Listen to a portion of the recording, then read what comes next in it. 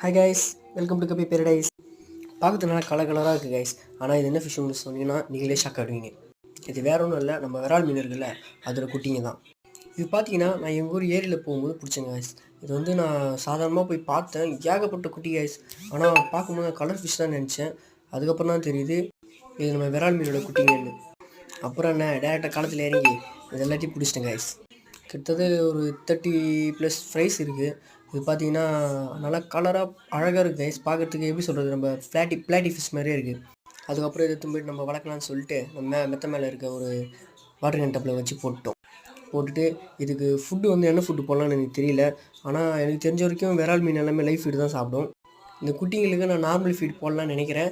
நீங்கள் என்ன சொல்கிறீங்கன்னு சொல்லிட்டு கமெண்ட்டில் சொல்லுங்கள்.